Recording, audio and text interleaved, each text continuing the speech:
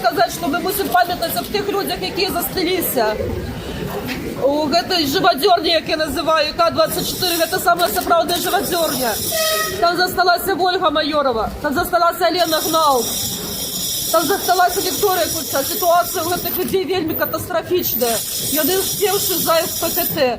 Амаль всім їх знову будуть фабрикувати знову гэту 412 артикул. Я вельмі прошу не забываться на гэтых людей і всі сили давати на тое, каб їх визволити. Я пройшла по гэтаму шляху, я хочу, каб гэты люди пройшли гэты шлях так само. Яны вельмі чекаються, яны вельмі сподіваються на вашу допомогу. Яны вельмі на вас сподіваються. Калі ласка. Дякую, даруйте. Вельмі катастрофічна ситуація з гэтымі людьми. У Вікторії Кульши, напевно, вже адмовили нирки. Яна отримала голодовки просто по місяцями. Яна відмовлялася від води і пиття. Яна ускривала собі вени. Її кидали з гэтым у ШИЗа кидали. Яна у ШИЗа ускривала собі вени. Яна в ПКТ тримала голодовки. Яна відмовлялася від допомоги лікарів. Калі ласка.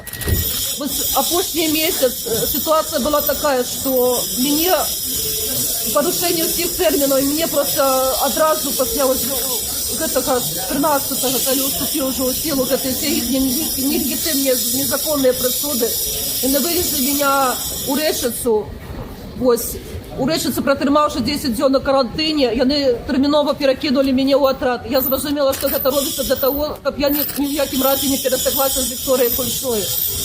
Ось, і справді, я одразу привезли після мене у цей карантин. Із карантину я фабрикували одразу порушення, одразу кинули у ШИЗа. ШИЗа з листопада 24 года уже не 10 днів, це 15 днів. Там зробили страшенний ремонт, просто там зробили просто підвал. Чоловік 15 днів, уявіть собі. Просто я, как вы разумели ситуацию, это не то, что 15 днів.